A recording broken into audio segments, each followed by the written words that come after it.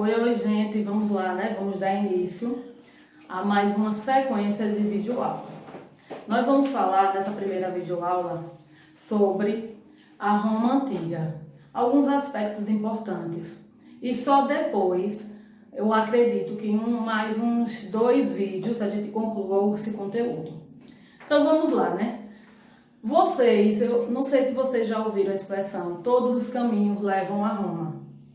Agora, será que essa expressão ela faz algum sentido? Ou sentido popular, né? Que as pessoas conhecem? De certa parte, sim, né? Por quê? Porque Roma ela foi uma civilização que construiu várias estradas, né? Estradas interligadas, e todas as estradas realmente elas davam a um único lugar, que era o centro, que era a civilização romana. Mas essa expressão ela vai muito mais além de uma expressão da questão de territórios. Mas quando a gente fala que todos os caminhos levam a Roma, é em relação a toda a conjuntura e tudo aquilo que não só naquele período, mas as civilizações posteriores adquiriu ao se deparar com essa civilização grandiosa, né? Quando a gente vai falar em todos os caminhos levam a Roma, a gente vai observar aspectos linguísticos, aspectos culturais, que, de certa forma, influenciaram toda uma outras gerações posterior. Então, vamos lá, né? Para que a gente observe e a gente localize geograficamente a civilização romana, a gente precisa observar em qual território estava inserido essa civilização. Então, Roma, ela estava localizada na Península Itálica, naquela região do Lácio, né? Mas não só isso, né? É importante também frisar que a civilização romana, ela se destaca também em outras regiões, ela se destacou, né, territoricamente em outras regiões, como vocês podem observar no quadro. Aí, toda aquela extensão da Europa, da Ásia Menor, do norte da África e algumas regiões do Mediterrâneo também. Mas para que a gente entenda a origem de Roma, a gente tem que observar 2 aspectos, né? O primeiro aspecto é o aspecto mitológico. Isso mesmo, mitológico. Primeiro, que Roma, na visão mitológica, acredita-se que, segundo a criação de Rômulo, né, que foram irmãos que foram criados e amamentados por uma loba. Depois, quando eles se tornam adultos, eles retornam a esse território que hoje ainda é a região da Itália, né, de Roma. E aí, um irmão insatisfeito com a localização exata de onde seria essa introdução, mata o outro irmão e funda Roma. Essa é a explicação mitológica, né? Rômulo, ele funda no ano de 753 a.C. Mas, como eu iniciei, né? Isso é uma explicação mitológica. A segunda explicação, que é histórica, de como surgiu, né, a civilização romana, se trata do processo migratório, né? Vários povos de outras regiões, a exemplo de etruscos, dos latinos e dos gregos, formaram essa região que hoje é a região de Roma. A história de Roma, ela foi dividida em 3 períodos: monarquia, a república, que depois a gente vai observar cada período desse com mais cuidado. A república foi um triunvirato, e o império, que foi o que a gente vai observar do Alto e do Baixo Império. Vale também destacar a sociedade romana. A sociedade romana ela estava constituída na formação de 4 principais grupos sociais. O primeiro grupo social, os patrícios, que era em sua minoria, mas eram que detinham a posse das terras, eram as pessoas da camada social mais elevada de Roma.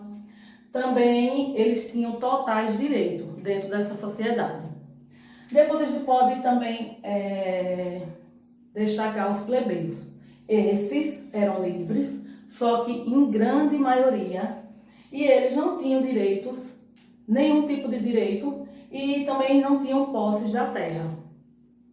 Outra camada também importante foram os clientes. Esses viviam sobre o domínio, a dependência dos patrícios. E esse a gente pode destacar como as pessoas que trabalhavam, eles eram camponeses. E por último, os escravos. Os escravos, em outras camadas sociais da antiguidade, eles eram adquiridos da mesma forma. Só que para a gente observar em Roma, logo no início, como eu estou falando aqui, eles não eram em sua maioria. Por quê? Porque os escravos eles podiam ser um plebeu ou um cliente, mas na maioria das vezes eles eram plebeus que foram vencidos em guerras ou contraíam dívida. No caso aqui, os plebeus às vezes não conseguiam pagar as suas dívidas, então aí eles se tornavam escravos na mesma sociedade. Tá, entendeu até aí, né? Agora vamos destacar, o que a gente podemos destacar, eu falei logo no início, né? Na questão de todos os caminhos levarem a Roma, é porque realmente foi uma civilização que hoje, até hoje, ela deixou o seu legado. A gente pode destacar algumas coisas importantes, as construções, né? Que são vistas até hoje, o Coliseu, os arcos, os grandes aquedutos. Então, tudo isso e muito mais, né? Se a gente for parar para falar em Roma, vai se estender muito. Também a influência grega, que era uma influência, eles foram influenciados pelo grego na questão da visão humanística. Eram ótimos oradores e um sistema jurídico impecável. Também tinha a questão dos provérbios. Eu iniciei o videoaula com um dos provérbios, né? Mas também tem outro provérbio muito destacado, né? Até na nossa sociedade, que quem tem boca vai a Roma. Mas na verdade todo mundo sabe que esse provérbio, quando ele chega num contexto popular, ele perde essa visão do início, né? A visão latina. Na verdade, quando a gente diz esse provérbio, o provérbio original é quem tem boca, vai a Roma. Ou seja, vaia de vaiar.